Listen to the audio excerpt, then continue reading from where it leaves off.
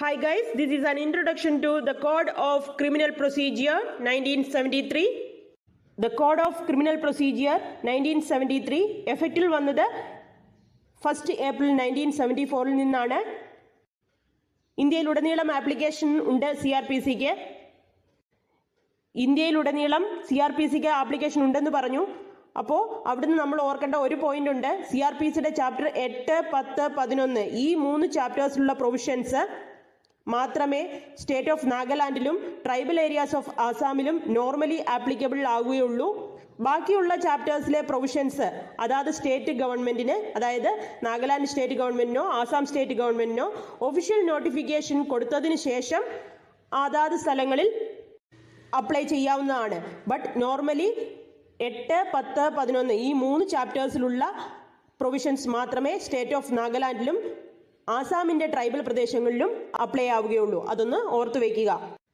So, the Code of Criminal Procedure 1973 came into force on April 1st, 1974. It applies to whole of India.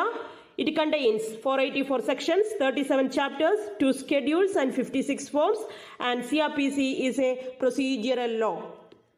നമുക്കറിയാം, ലോയെ substantive law എന്നും procedural law എന്നും രണ്ടായിട്ട് classify ചെയ്യാം.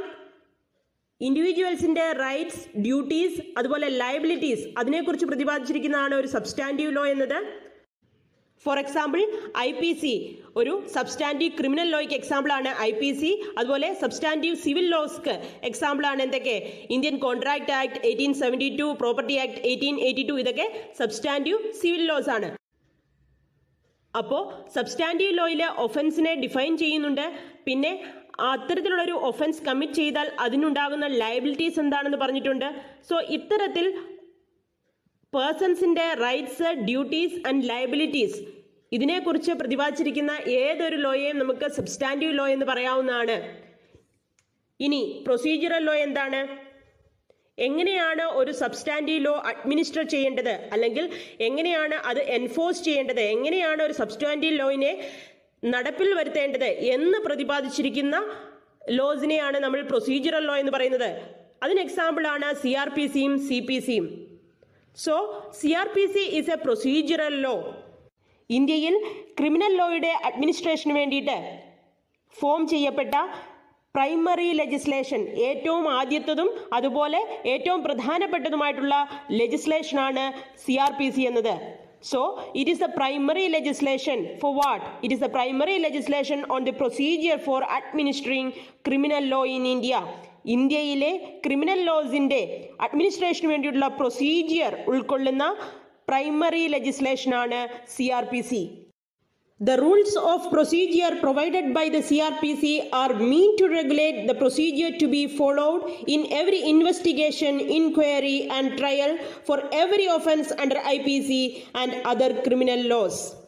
IPCയിലും അതുപോലെ മറ്റുള്ള criminal ലോസിന്റെയും അണ്ടറിൽ വരുന്ന ഏതൊരു ഒഫൻസിന്റെയും ഇൻവെസ്റ്റിഗേഷൻ, ഇൻക്വയറി അതുപോലെ തന്നെ ട്രയൽ ഇവയെ നിയന്ത്രിക്കുന്നത്, റെഗുലേറ്റ് ചെയ്യുന്നത് CrPCയിലെ റൂൾസ് ആണ്.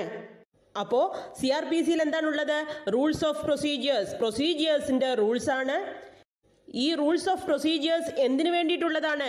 Yes, they mean to regulate the procedure to be followed in every investigation, inquiry and trial for every offence under IPC and other criminal laws. So നമുക്ക് പറയാം, it is an adjective law. CrPC is an adjective law. Why? Adjective law എന്ന് എന്താണ്? Aggregate of rules of procedure. Rules of പ്രൊസീജിയേഴ്സിന്റെ ഒരു ആകത്തുക അല്ലെങ്കിൽ ഒരു സംഗ്രഹം, അതിനെയൊക്കെയാണ് അഡ്ജക്റ്റീവ് ലോ എന്ന് പറയുന്നത്.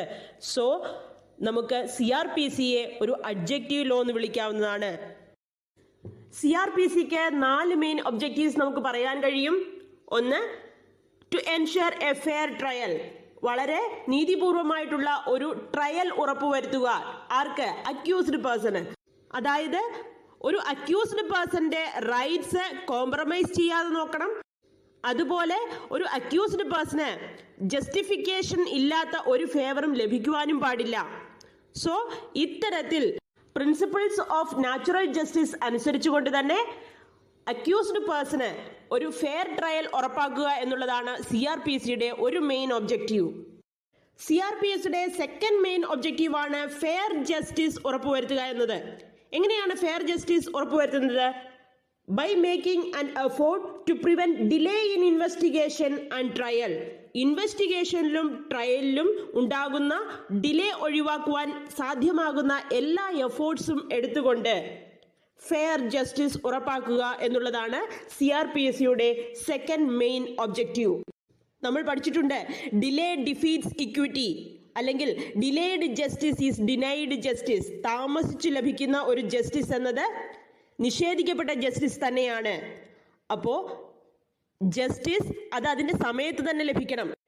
അപ്പോൾ ഒരു കേസുമായിട്ട് ബന്ധപ്പെട്ട ഏതൊരു പേഴ്സൻ്റെയും, അതായത് ഒരു അക്യൂസ്ഡ് ആകാം, വിറ്റ്നസ് ആകാം, അങ്ങനെ ആരുമായിക്കോട്ടെ, അവരുടെ അറ്റൻഡൻസ് ഉറപ്പുവരുത്തുവാൻ CRPCക്ക് കഴിയും. അതിന് CRPCയിൽ വളരെ സ്ട്രോങ് ആയിട്ടുള്ള പ്രൊവിഷൻസ് ഉണ്ട്. സമൻസ്, വാറൻസ്, അതുപോലെ അറ്റാച്ച്മെന്റ് ഓഫ് പ്രോപ്പർട്ടി, അങ്ങനെ നിറയെ പ്രൊസീജിയേഴ്സ് ഇനി വരുന്ന ക്ലാസ്സിൽ നമുക്ക് പഠിക്കാനുണ്ട്. സോ ഇത്തരത്തിലുള്ള പ്രൊവിഷൻസിന്റെ സഹായത്തോടു കൂടി ഒരു കേസുമായിട്ട് ബന്ധപ്പെട്ട ഏതൊരാളുടെയും അറ്റൻഡൻസ് ഉറപ്പുവരുത്തുകയും അതുവഴി ഇൻവെസ്റ്റിഗേഷനിലും ട്രയലിലും ഉണ്ടാവുന്ന ഡിലേ ഒഴിവാക്കിക്കൊണ്ട് ഫെയർ ജസ്റ്റിസ് എൻഷുർ ചെയ്യുക എന്നുള്ളതാണ് കോഡ് ഓഫ് ക്രിമിനൽ പ്രൊസീജിയറിന്റെ second main objective. Third objective, ഇന്ത്യയിൽ ക്രിമിനൽ ജസ്റ്റിസിന്റെ അഡ്മിനിസ്ട്രേഷൻ ഹെൽപ്പ് ചെയ്യുവാനും അസിസ്റ്റ് ചെയ്യുവാനും സ്റ്റേറ്റിന്റെ വേരിയസ് ഫംഗ്ഷണറീസിന് ഡീറ്റെയിൽഡ് ആയിട്ടുള്ള സ്കീം പ്രൊവൈഡ് ചെയ്യുക.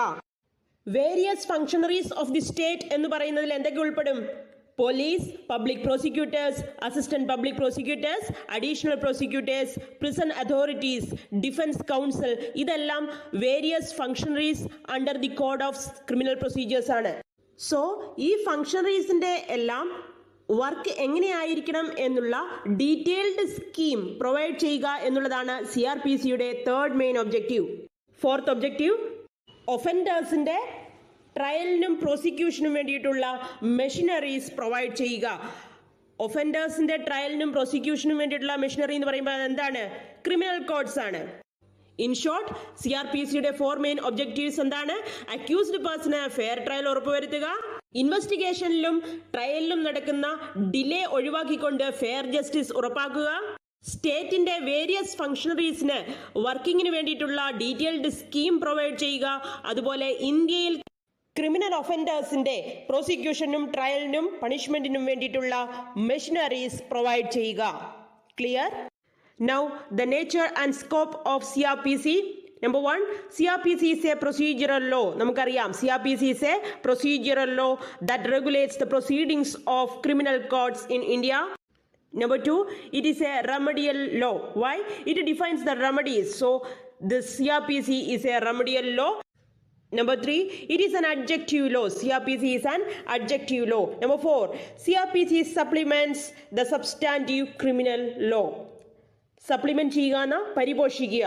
സോ CRPC സബ്സ്റ്റാൻറ്റീവ് ക്രിമിനൽ ലോസിനെ പരിപോഷിപ്പിക്കുന്ന തരത്തിലുള്ളതാണ്. It supplements the substantive criminal law. Number 5, CRPC is exhaustive in nature. Exhaustive means സമഗ്രമായിട്ടുള്ളത്. സോ CRPCയിൽ എല്ലാം ഉണ്ട്, അതിലില്ലാത്തതായിട്ട് ഒന്നുമില്ല. ഇനി ഏതെങ്കിലും ഒരു പ്രൊവിഷൻ അതിൽ എക്സ്പ്രസ് ആയിട്ട് പറഞ്ഞിട്ടില്ല എന്നുണ്ടെങ്കിൽ അത്തരം സന്ദർഭങ്ങളിൽ കോർട്ടിന് ലോ മേക്ക് ചെയ്യുവാനുള്ള പവറും CRPC പ്രൊവൈഡ് ചെയ്യുന്നുണ്ട്. So CRPC is exhaustive in nature. CRPC explains the basic legal terms. It explains the constitution of criminal courts in India. CRPC examines the role of police and other authorities in the investigation, trial and punishment. CRPC studies the rights of the accused person in a fair trial process. Now coming to the basic features of CRPC. CRPCയുടെ basic features നമുക്കൊരു 5 ഹെഡിങ്ങിൽ classify ചെയ്യാം.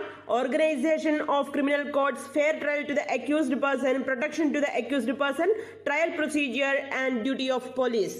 Number 1, organisation of criminal codes. ഇന്ത്യയിൽ criminal കോഡ്സിന്റെ constitution എങ്ങനെയാണ് എന്ന് explain ചെയ്തുകൊണ്ട് uniform set of criminal codes throughout the territory of India CRPC provide ചെയ്തിട്ടുണ്ട്. ജുഡീഷ്യറി എക്സിക്യൂട്ടീവിൽ നിന്ന് സെപ്പറേറ്റ് ആയിരിക്കണം എന്ന് CRPC മാൻഡേറ്റ് ചെയ്യുന്നുണ്ട്, ആവശ്യപ്പെടുന്നുണ്ട്. അങ്ങനെ ജുഡീഷ്യറി എക്സിക്യൂട്ടീവിൽ നിന്ന് സെപ്പറേറ്റ് ആയെങ്കിൽ മാത്രമേ അവിടെ ഒരു ഇംപാർഷ്യൽ ആയിട്ടുള്ളതും ഇൻഡിപെൻഡൻ്റ് ആയിട്ടുള്ളതുമായിട്ട് ജുഡീഷ്യറി ഉണ്ടാവുകയുള്ളൂ.